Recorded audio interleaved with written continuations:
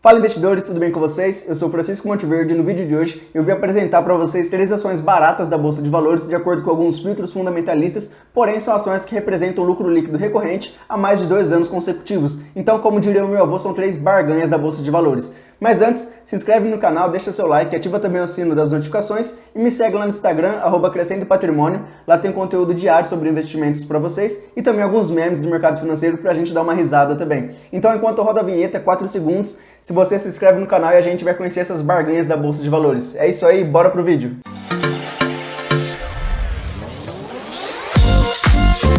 Bom, investidores, vamos lá então. Antes de eu apresentar para vocês essas 3 empresas baratas da Bolsa de Valores de acordo com alguns filtros fundamentalistas que eu utilizei, eu tenho que explicar para vocês por que essas ações não são tão conhecidas assim e por que as casas de análise não comentam muito sobre elas. Normalmente, quando uma casa de análise ou algum analista recomenda alguma ação, ele quer que as pessoas comprem ou vendam aquela ação para conseguir ter um lucro interessante. Mas para isso é preciso que essa casa de análise consiga recomendar empresas que sejam fáceis de comprar ou de vender. Então ela precisa de uma liquidez bem interessante, porque senão muitas pessoas que assinam as recomendações dessa empresa não vão conseguir comprar ou vender essas ações, porque quando elas colocarem oferta, a liquidez vai aumentar muito e aí vai deslocar o preço da ação, seja para venda ou para compra. Então, normalmente, essas empresas que são um pouco menores, as small caps, elas não são tão comentadas assim pelas casas de análise, nem pelos analistas que recomendam compra e venda de ativos. Normalmente, eles recomendam empresas que têm uma liquidez maior, porque é mais fácil das pessoas fazerem as operações com ela. E com isso, muitas empresas que são boas, porém são um pouco menores, acabam passando despercebidas, porque no filtro deles de liquidez, essas empresas já não passam. Então, normalmente, eles comentam das empresas que têm uma liquidez maior, que acabam virando aquelas famosinhas da Bolsa de Valores, por exemplo, WEG, Petrobras, Itaúsa, Vale, Petro, entre muitas outras empresas. Então essas empresas elas têm uma liquidez um pouco menor, mas ainda assim elas não deixam de ser boas empresas. E o interessante é que se a gente conseguir encontrar boas empresas que não são tão negociadas assim, têm uma liquidez um pouco menor, conforme essas empresas vão crescendo, vão apresentando mais resultados, elas vão se tornando mais conhecidas, e aí quando essa empresa desponta, é recomendada por uma casa de análise, a gente já surfou uma alta bem interessante por um longo período. Então é uma vantagem também encontrar empresas um pouco menores que são boas.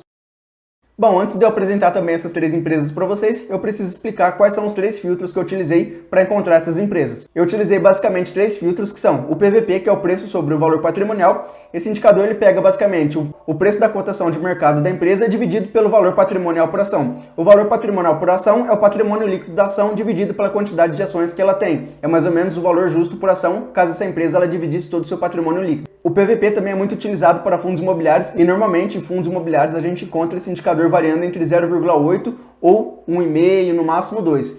E quando esse indicador está abaixo de 1, significa que a empresa ela está muito barata, ela está sendo negociada abaixo do seu valor patrimonial por ação, que seria mais ou menos um valor justo que essa ação deveria ter.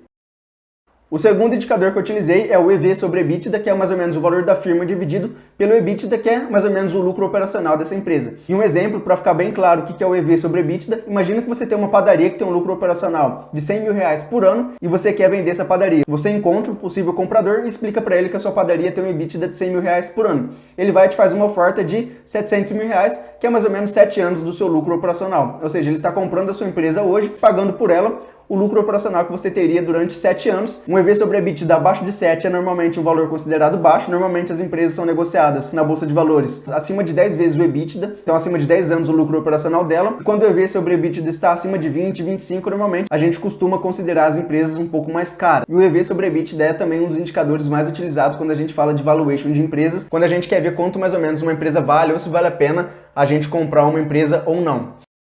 E o terceiro indicador que eu utilizei, na minha opinião, é o mais importante, é o lucro. Como eu comentei no começo do vídeo, todas essas empresas elas têm lucro líquido recorrente há pelo menos 2 anos consecutivos. Então são empresas que dão lucro. Esse para mim é o filtro mais importante, foi o primeiro que eu utilizei, depois eu filtrei pelos outros valores.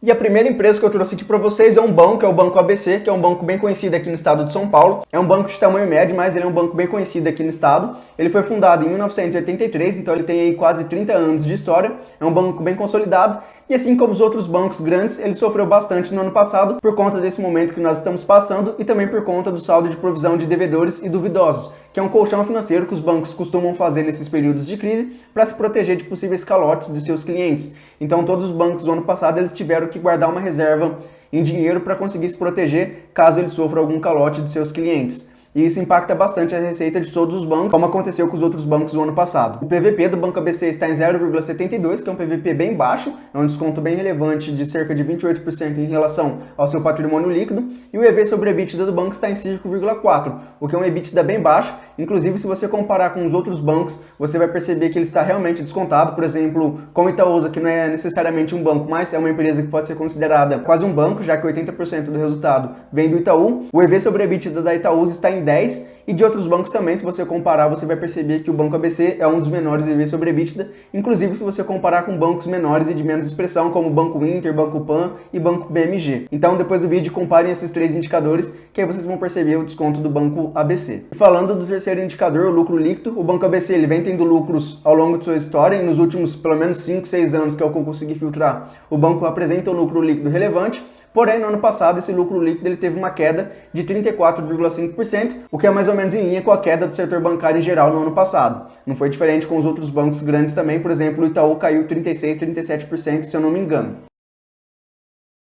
Inclusive, se você está acompanhando o vídeo até aqui, se inscreve no canal, deixa seu like e ativa também o sino das notificações, assim sempre que tiver um conteúdo novo sobre investimentos, vocês vão ser avisados, e isso também ajuda bastante o canal a crescer e ajudar mais pessoas a aprender a investir melhor. E como eu comentei anteriormente, um pouco dessa queda do lucro líquido dos bancos é por conta do PDD, que impactou diretamente as receitas do banco. E um fato também bem interessante sobre o Banco ABC é que ele é um banco que paga dividendos. O Banco ABC ele tem um dividend yield atualmente de 5,05%, não é um dividend yield tão alto assim, mas a gente precisa considerar também que no ano passado todos os bancos foram limitados a pagar somente 25% do seu lucro líquido na forma de dividendos, e isso impactou bastante os dividendos do banco. Se a gente considerar os anos de 2017, 2018 e 2019, o ano ele pagou pelo menos R$1 por ação em cada um desses anos. Então é um banco que paga dividendos bem expressivos. R$1 por ação ao longo do ano não é um dividendo muito baixo, então a gente tem que levar esse dividendo em consideração. E o Banco ABC ele paga dividendos em 3 períodos do ano, então se vocês entrarem lá no site, vocês vão perceber quais são esses meses que o banco costuma pagar os dividendos, e aí vocês podem se posicionar caso achem um banco interessante para investir. Só uma adenda que nesse ano de 2021 o banco já distribuiu 55 centavos por ação em dividendos.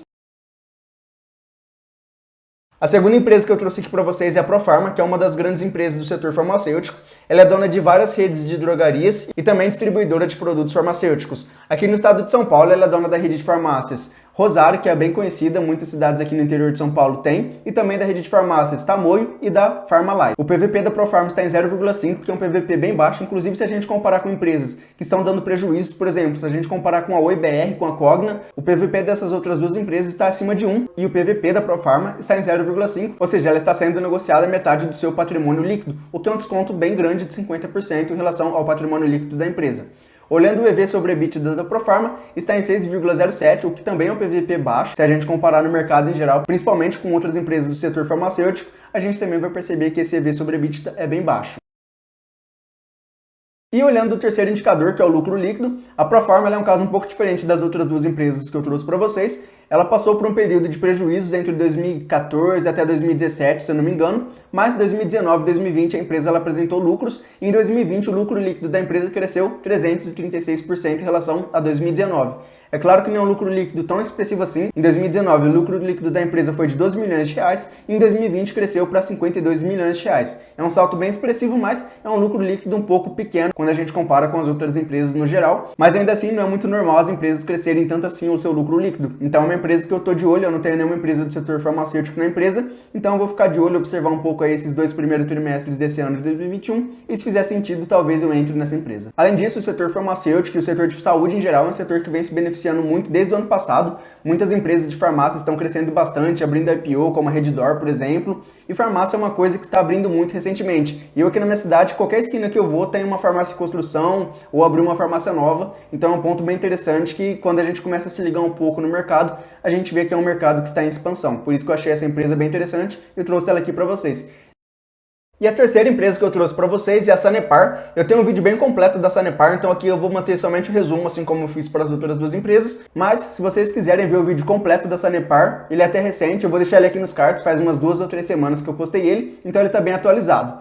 O PVP da Sanepar está em 0,97, ele está quase ali no limite do filtro que eu utilizei, mas quando a gente olha o EV sobre EBITDA, o da Sanepar está em 4,9, é o menor das 3 empresas que eu trouxe aqui para vocês. E isso é bem interessante porque a empresa ela está realmente bem descontada no mercado em geral. O mercado não está pagando muito por essa empresa. O que me deixa um pouco mais intrigado é que o lucro líquido da Sanepar ele vem crescendo desde 2016. No ano passado, em 2020, a empresa ela teve uma queda pequena no seu lucro líquido, mas isso é um pouco explicado por conta da crise hídrica que o estado do Pará está enfrentando. A Sanepar é uma empresa de saneamento básico lá no estado do Pará. Ela atende mais de 300 cidades no estado e uma cidade no estado de Santa Catarina. Porém, o estado está passando por uma crise hídrica e isso impacta bastante a distribuição de água e também o tratamento de esgoto, já que a empresa está tendo que fazer racionamento de água e isso impacta bastante a distribuição de água e, consequentemente, o tratamento de esgoto, já que menos pessoas estão utilizando água. Então, isso impactou diretamente as receitas da empresa.